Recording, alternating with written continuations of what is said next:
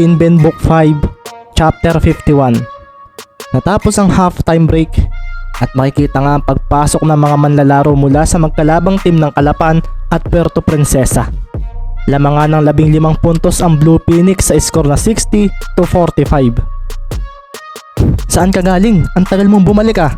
Sabi nga ni Maki kay Ricky na masayang tumingin sa mga manlalaro ng kabilang team. Nagmeryenda lang ako kuya sa labas, medyo gutom pala ako. Natatawang sagot nga ni Ricky at napatango naman si Maki na parang hindi kumbinsido sa sagot na iyon. Kasama nga ng dalawa sa lineup sina Marlon Magbuo, Markili at Baron Simeron. Sa kabilang team naman ay makikita si Rare na napangiti nang mapatingin kay Ricky na tumango naman sa kanya. Napatingin nga rin siya kay Calvin na hindi niya inaasahang babalik sa loob. Kaso, hindi na raw siya mag-e-expect mula rito. Gaya nga ng sabi sa kanila ni coach, huwag na raw silang umasa rito dahil baka raw biglang tupakin. Sana ay maging magandang pagbalik mo uli sa game. Sabi na nga lang niya sa sarili at nang masambot na ni Mendez ang bola ay agad niya itong inabangan. Makikita nga si Calvin Barrientos na binabantayan si Maki. Sandali ngang nakiramdam si Romero sa ginagawa ng kanyang katapat at parang wala raw itong pinagkaiba sa kaninang ginagawa nito noong unang quarter. Parang wala lang. Sa pagsisimula ng quarter ay parang walang anumang highlight plays na naganap. Mga simpleng shots at pasa lang mula sa mga playmaker ang makikita. Nagawa namang maibaba ng divers ang lamang ng Kalapan sa 10 at ito ay matapos ang simpleng screen ni Rare kay Calvin. Nag-pop out ito sa likuran at doon nga na-delay ni Marquez ang depensa ni Mendez at Romero na naging dahilan upang makapagpakawala si Barrientos ng isang tres na nagbigay ng pag-asa sa mga manonood. 5 minuto ang lumipas matapos iyon at 70-60 ang naging score. Pakiramdam nga ni Coach Isaiah ay parang gumagawa ng maliit na momentum ang galawan ni Rare at Calvin. Gumanda rin ang screenplays ng mga ito at ito ang nagiging reason kung bakit nakakakuha ng open space si Barrientos. Napatawag nga ang Kalapan ng timeout matapos ang play na iyon na marahang ikinangiti sa isip ni Coach Salome. Unti-unti na kasing kumikilos ang kanyang duo na sina Marquez at Barrientos. Kung magpapatuloy raw ito ay posibleng masaksihan daw ng Kalapan ang bagsik ng galawan ng dalawang ito sa oras na sabay na makakuha ng momentum. Huwag lang daw talagang gagawa ng kakaibang plays ang kalaban ay natitiyak niyang maaabutan nila ang lamang ng mga ito. Mula naman sa bench ng Kalapan ay makikitang nagdidiscuss si Coach Isaiah sa ginagawa ni Marquez at Barrientos. Maki Ricky, huwag kayong basta kumagat sa screenplays ng dalawa. Nahuhuli nila ang galawan ninyo sa depensa. Tumango nga ang dalawa. Pansin ko rin iyon, para bang matagal na nilang ginagawa iyon. Kaso kung lalayo ako kay Rare ay titira naman siya, sabi naman ni Ricky sa sarili. Sanay ang dalawang iyon sa ganoong play at mahirap kung magtatama ang tira nilang dalawa. Hindi rin may pagkaila na masipag din sila sa pagdepensa. Wika naman ni Maki sa sarili matapos uminom ng tubig. Baron, magpahinga ka muna, si Dre ang papapasukin ko. Pati ikaw Marky, si Carlo ang paglalaruin ko. Mag-health defense kayo kapag nangyayari ang plays na ginagawa ni Marquez at Barrientos sa dalawang ito. Sa tingin ko ay pwede naman ninyong pabayaan ng mga bantay ninyo. Pero hindi naman ibig sabihin noon ay hindi kayo babalik para depensahan sila. Sabi nga muli ni Coach Isaiah at sinabi niyang hindi raw pwedeng makahabol ang kalaban sa lamang nila. Gusto niyang pumasok ang huling quarter na nasa kanila ang momentum ng laro. Makikita naman sa kabilang team ang pagpasok ng player na may apelyidong Neri sa likod ng jersey at may numero na 33. Ipinalit ito ni Coach Salome kay Magpantay. May taas itong 6'5" at makikitang hindi ganoon kalapad ang katawan nito kung ikukumpara sa mga kasama. Napaseryoso tuloy si Coach Isaiah nang makita iyon. Napatingin na nga lang siya sa coach ng kalaban at nginisian siya nito. Dito na magsisimula ang pagpapakita ko sa Cervantes ng coaching skills ko. Sa basketball hindi lang galing ng mga players ang kailangan. Alam ko ang plano mo at ang ginawa ni Rare at Calvin kanina ay parte ng play na sinabi ko.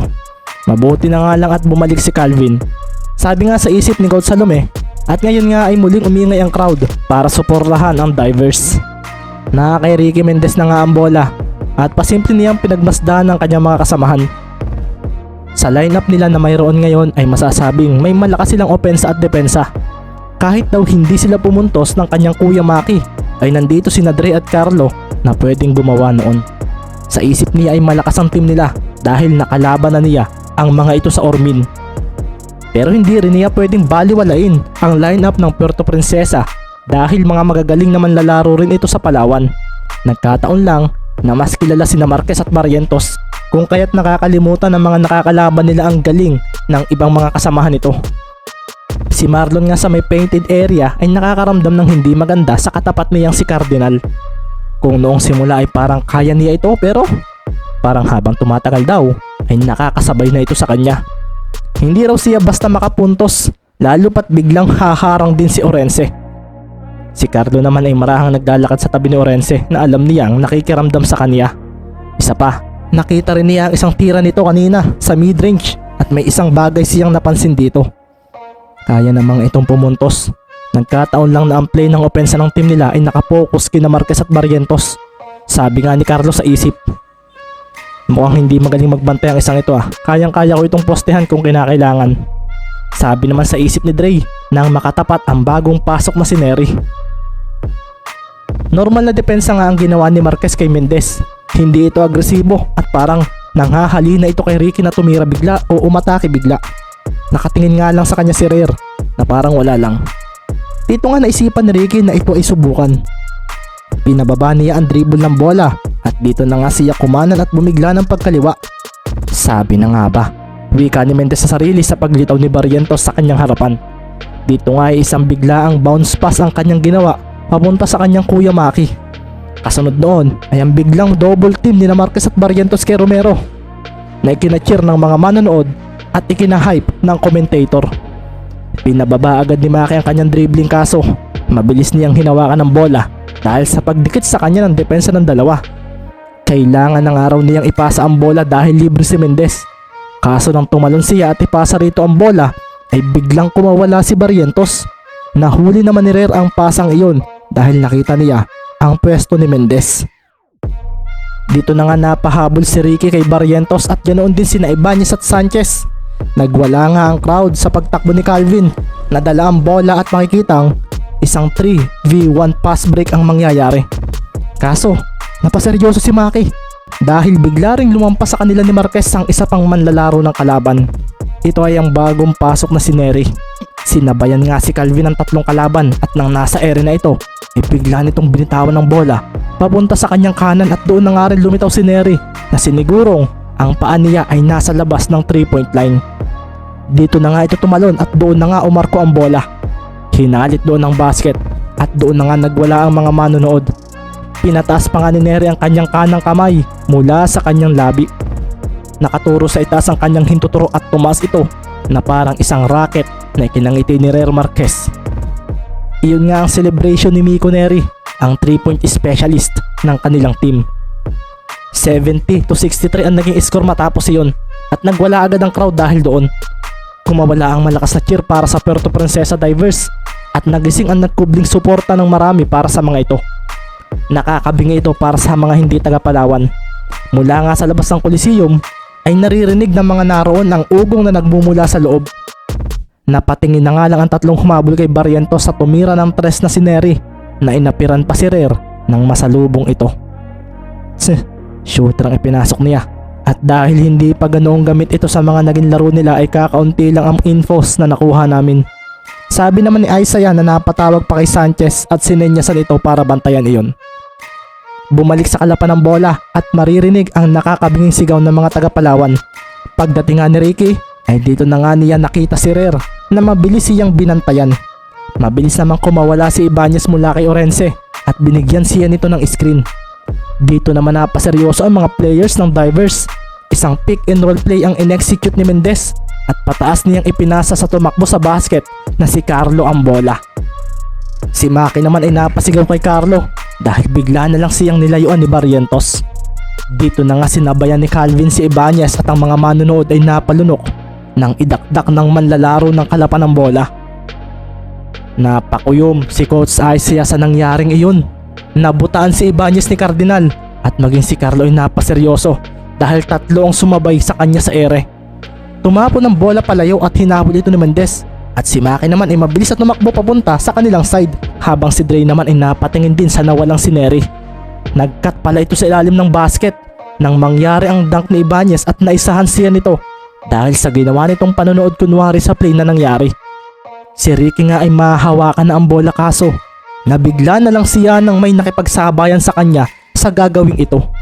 Lumitaw si Nery at dito na sila sabay na lumabas sa guhit ng court. Walang nakakuha ng bola at sa pagsilbato ng referee ay doon na nga dito sinabi na sa divers mapupunta ang possession. Hindi niya hinawakan ng bola. Sabi nga ni Ricky sa sarili na tumayo na at inalalayan pa nga niya ang kanyang nakasabayang si Nery na nagpasalamat din naman sa kanya. Baba na agad kayo, sigaw nga ni Coach Cervantes at doon na nga napatakbo ang kanyang mga players dahil bigla na lang ibinato ng inbounder na si Nery ang bola sa kanilang side. Naroon na nga si Narer at Calvin na mabilis namang nahabol ni Maki at Trey. Si Sanchez ang napunta kay Barrientos at nang makita ito ni Rer matapos masambot ang bola ay agad itong tumalon para ibato ang bola sa basket. Ang ilang manonood ay napaseryoso sa pasang iyon ni Marquez at dito na nga si Barrientos tumalon palapit sa ring. Si Dre naman ay napaseryoso ng pasyente siyang sanggiin ito upang mahuli siya. Gamit nga ang kanang kamay ay sinambot ni Barrientos ang bola at dito na nga niya ito idinakdak. Napaseryoso nga lang siya dahil nang ilalagay na niya sa basket, ang nasa kamay niya ay bigla na langang may pumigil dito. Makikita ang pag-react ng kanyang mga mata sa paglitaw ni Ibanez na nakangisi at buong lakas na ibinalik ang bola. Nablock si Calvin Ibanez. Bulalas ng commentator at dito naman lumitaw si Romero na mabilis na tinalo ng bola at ibinato sa tumatakbong si Dre Sanchez. Huwag mong mamalitin ang lineup ko sa lumi. Sabi naman sa sarili ni Coach Isaiah nang mabawi ng mga players niya ang possession. Napigilan niya ang dunk ni Calvin. Sabi naman sa sarili ni Rer na napahabol kay Sanchez. Sinigawan din niya si Nery na bantayan si Mendez na bumigla ng takbo papunta sa basket. Mabilis sa pinatalbog ni Dre ang bola at nang makita niya ang paglampas ni Rer sa kanya ay dito na nga nagdilim ang kanyang paningin. Hinawakan niya ang bola at bumigla siya ng hinto na ikinalampas naman ng kanyang kasabay. Isang magandang espasyo nilikha noon at dito na nga tumalon si Sanchez para pakawalan ng bola. Pero sa pagkakataong ito ay mabilis din itong sinabayan ni Orense. Binitawan ni Sanchez ang bola at gumuhit ito papunta sa ilalim ng basket. Isang pasa pala ang ginawa nito na mabilis namang sinambot ni Magbuo. Ginalawan niya ng balikat ang nasa likuran niyang si Cardinal at bumigla siya ng talon paharap sa basket na kung saan ay makikita nga ang pagsasabay sa ere ng dalawang sentro ng magkalabang team. Maganda ang galawan mo bilang sentro pero hanggat nasa loob ka ng zone kung saan ako magaling ay hindi ka makakaisa sa akin. Sabi nga sa sarili ni Cardinal. Marami pa rin ang hindi nakakapansin sa paglalaro ni Mikey Cardinal bilang sentro ng Divers. Para sa akin ay underrated ang player na iyan para sa kanyang position. Sabi naman ni Tank sa kanyang sarili nang makita ang magandang galaw ng mga paa ni Cardinal para hindi basta makapunto si Magbuo.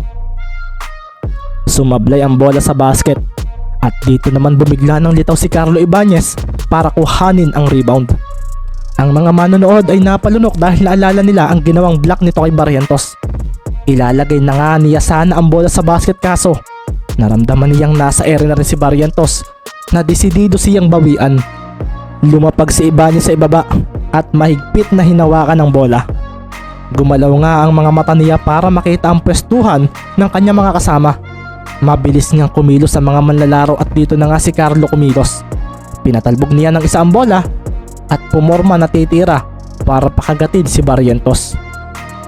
Umalingaw-ngaw na nga lang sa paligid ang pagtapik sa bola ni Calvin at napaseryoso si Ibanez sa nangyari dahil naiiwas na niya ang bola pero nahuli pa rin daw ito ng kanyang katapat. Tumalbog ang bola at mabilis itong nasalo ng isa pang palad ni Barrientos. Hinila niya ito ng dribble at sa paglapit ni Ibanez ay dito na nga niya pinatalbog muli ito. Sinabayan niya rin ito ng pag-abante at may pagharang din siya ng kanyang kaliwang braso sa kalabang sasabay sana sa kanya. Nagawa niyang malampasan si Ibanez dahil nasa tabi na rin nito si Orense para sa screen.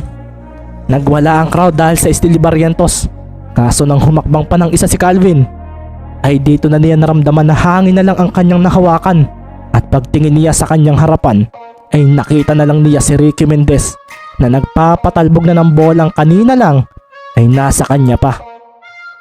Hinarangan niya ito kaso biglang ipinasa ni Mendez ang bola papunta sa kanyang kanan at dito na nga lumitaw si Romero na mabilis na naiwanan sa ere si Reyr Marquez. Subukan ko nga kung talagang malakas ang sentro ninyo, sabi pa ni Maki sa sarili at dito na nga niya hinawakan ng bola at tumalon. Sinabayan siya ni Cardinal kaso isang right-handed floater shot ang kanyang ginawa na kinaseryoso ng mga manonood. Tumapon pa rin ang bola sa labas ng court nang mula sa tabi ni Romero ay biglang lumitaw rin si Orense at doon na nga nagwala ang crowd dahil sa magandang defensive play na iyon. Napaismid na nga lang si Maki nang lumapag siya sa harapan ng dalawang malaking players ng Divers. Masyado kang kampante Romero, sabi nga ni Orense at wala naman pakialam si Maki sa dalawang ito. Amin pa rin naman ang bola, sabi nga ni Maki na mabilis na humanda para sa inbound pass ni Magbuo. Dapat na paglayo ang dalawang ito sa harapan ng basket, sabi na nga lang ni Romero sa isip at bigla nga rin tumakbo si Ricky at humakbang naman siya para magbigay ng help screen dito. Bumangga nga sa kanya si Reyr Marquez at sa pagsambot ni Ricky sa bola sa corner 3-point area ay mabilis siyang tumalon para magpakawala ng tres mula roon. Napangiti na nga lang bigla si Mendez dahil hinabol siya ni Calvin Barrientos at sa pagbitaw niya sa bola ay siya namang pagpalo nito rito. Paglapag ng dalawa ay napatingin sila sa bola at dito na nga rin nagsalita si Calvin. Sabi na nga ba at may masama kang binabalak? Kaso sorry dahil natamaan ng daliri ko ang bola. Sambit nga ni Barrientos at napangiti naman si Mendez nang marinig iyon. Isang magandang tunog nga ng nahalit na basket ang narinig ng mga manonood at si Calvin ay nabigla na lang dahil sa nangyaring iyon. Paanong pumasok ang bola sa basket? Naitanong ni Calvin at nilampasan naman siya ni Ricky. Dahil hindi mo inayos ang pagdepensa mo sa akin, hindi ko pa rin nakikita ang basketball na gusto kong makita mula sa iyo, Calvin Barrientos. Nag-oobserba ako at mukhang kulang pa. Napangisi naman si Calvin at sumabay ng lakad kay Mendez. Ano ba ang gusto mong mangyari? Ang makipag-showdown ka sa akin sa natitirang minuto ng quarter na ito. Ako ang babantay sa iyo at ikaw ang dumepensa sa akin. Kalmadong sagot ni Mendez at dito na nga napangiti si Calvin. Bakit pa masyado kang makulit, Mendez? Ngayon lang naman tayo nagkakilala ng personal. Kasi alam kong magaling ka at ang makalaban ng mga magagaling na player sa loob ng court ng isang bagay na nagpapasaya sa akin kapag naglalaro ako ng basketball. Napatawa si Barrientos sa sinabi ni Mendez. Pinupuri mo ang kalaban? Paano kung matalo kayo? Eh di kasalanan mo pa. Huminto si Ricky at humarap kay Barrientos.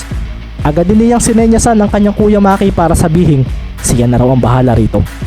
Ang mga manunod nga ay napaseryoso rin sa kaganapang iyon at maging ang mga players ng ibang team ay nakaramdam ng kung anong kabog sa pangyayaring iyon. The game, sambit ni Mendez ng may ngiti sa labi at may determinasyon sa mga mata. Handa na nga siyang depensahan si Calvin Barrientos at kung hindi raw nito aayusin ang pagbabasketball ay ipapahiya niya raw ito sa harapan ng mga nanonood na mga taga rito. Iyon ba ang gusto mo, Binoy? Wika pa nga ni Ricky at nang marinig naman ni Calvin ang tawag na iyon ay napakuyom ito. Bastos ka, Mendez ah. Mga kaibigan ko lang at si ate ang natawag sa akin ng Binoy. Sino namang walang hiya ang nagsabi sa iyo niyan? Game na, hindi na mahalaga kung sino. May ngiting wika ni Ricky at dito na nga si Calvin na patingin kay Reyr. Hiningi na nga niya ang bola mula rito. Pagkasambot nga ni Calvin sa bola ay seryoso niyang tiningnan ng maliit niyang defender. Napangiti siya at makikita rin sa mata niya ang pagkislap. Sa loob-loob nga ni Barrientos ay gusto nga niyang pagbigyan ng makulit at madaldal na ito. Ngayon lang ako nakakita ng ganitong klaseng manlalaro.